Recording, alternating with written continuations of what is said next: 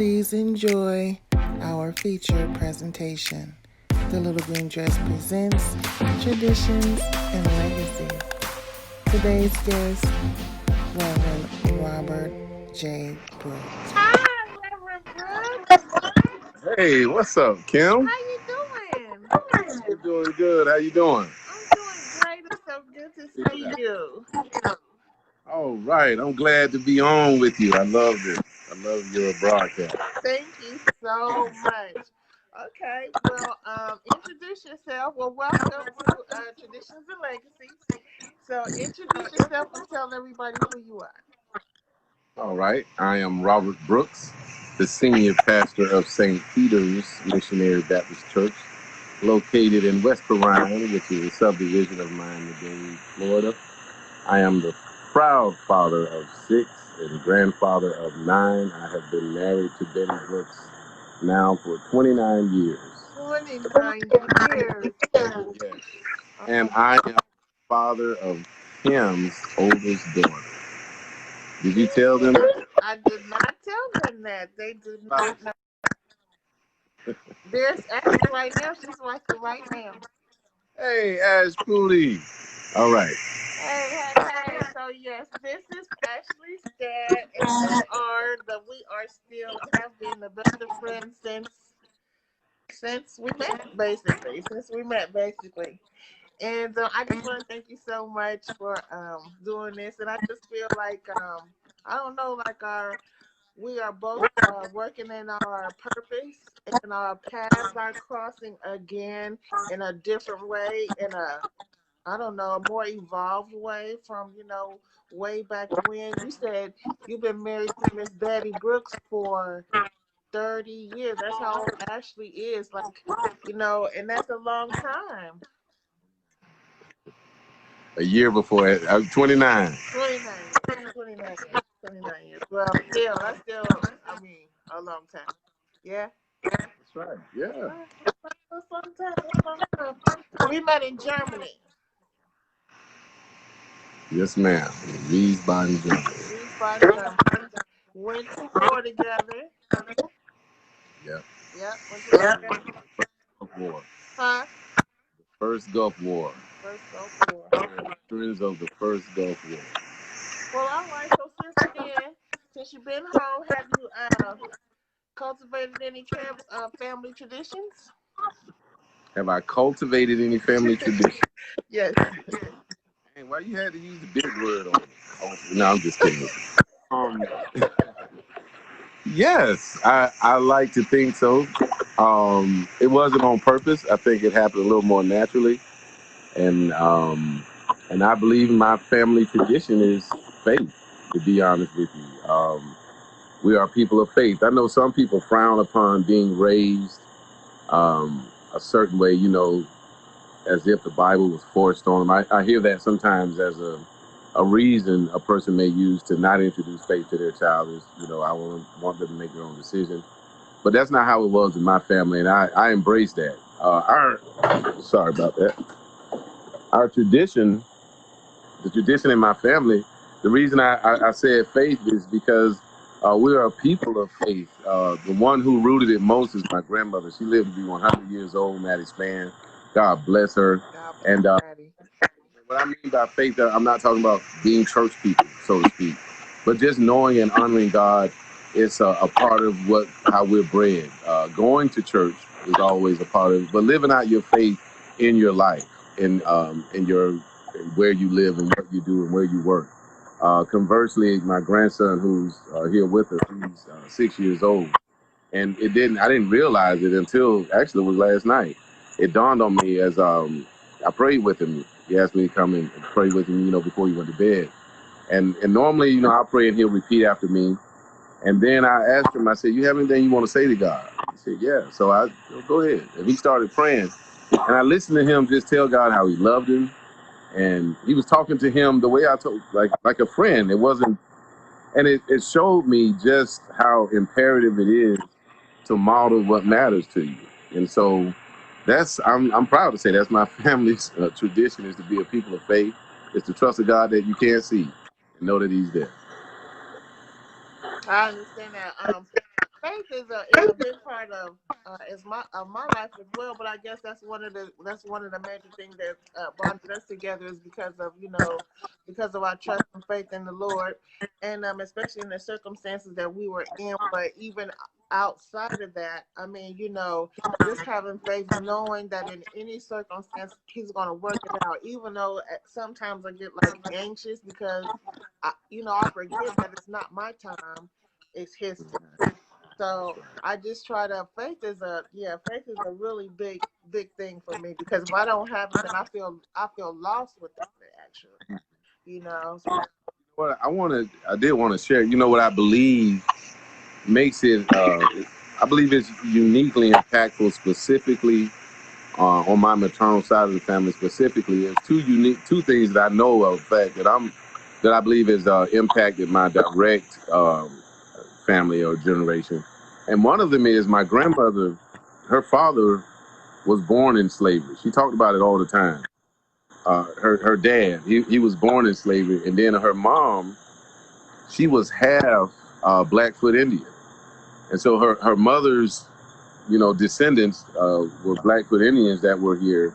And then her grandfather rather, I mean her father was born in slavery. So that means I'm only literally one generation removed from literally someone in my family being born in slavery.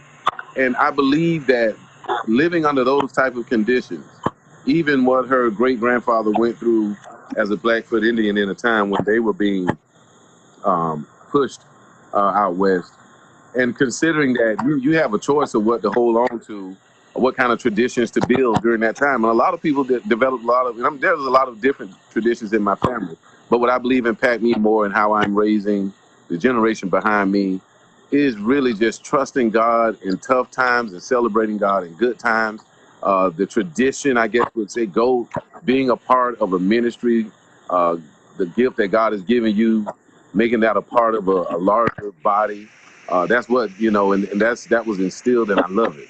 And that's the way we grow as a family. It certainly doesn't mean we're better than anybody else, of because course, God knows I learned as a reckless sinner. I still had my traditions, but I was cutting up. So I realized that the tradition in and of itself doesn't make you. right. Amen. It certainly is a wonderful. If I'm going to have one to embrace, it's certainly a wonderful one to embrace. That is Now, definitely a wonderful one, because it keeps you calm. It kind of keeps you um I don't know, just kind of keep you motivated and going, and know, because you know that everything is going to be okay. When a person doesn't know that it causes a lot of chaos and panic, and they really just kind of freak out, and they can really lose it. And like, especially at a time like this, COVID time, and you don't know what's going to happen, and some people really, it's a hard time for them. And if you don't have faith and hold on to something, it can really be a stressful time. So now, let me ask you this. Let me ask you the legacy question. And that is, if you were to leave this earth today, what legacy would you leave? what legacy would I leave? Um, I hope I would leave a legacy of giving, of being a giver. My goal, I won't say my goal, but I think giving of myself, and my goal is to serve my community, and I believe so far the legacy that's being built has been in that area of serving people. My mentor told me today, an observation he made of me that I didn't realize, is that I like to be useful. I like being useful to people. I didn't say that about myself, but I told him I appreciate that observation, and I think my prayer is that that's my legacy, is that that I serve, that I help people. Right. And you have been doing that since you got out of the military, because you started out as, working with the youth, and you just continue to do that and just kind of build from there and went from there.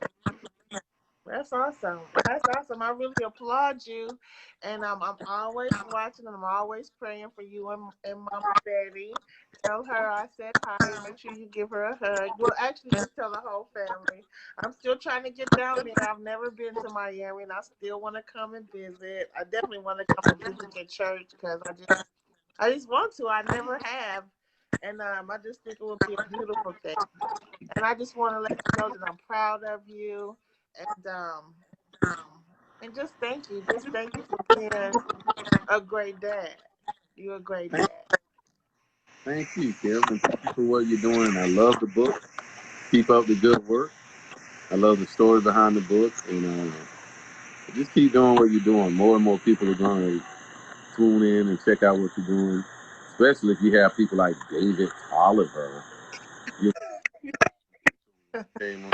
And Tony Terry, don't forget Tony I Terry. didn't see the Brooks commercial. I didn't see all the lights flashing. You know, I want my video on my commercial. I mean, You know, I got. you was rolling all day. I made sure you was rolling all day. I was just having fun, man. I'm a fan too, so I'm a fan of David I'm Oliver just too. really excited, like, about that faith thing that you were talking about. Like, sometimes I do these interviews and I feel like ain't nobody watching these things. Like, ain't nobody paying no attention. Nobody's talking about their legacy or tradition. This is corny. And sometimes I'll be ready to stop, and then something like that happens, and somebody says, a person wants to do it, and then it just lets me know that I have to keep going. That's So right.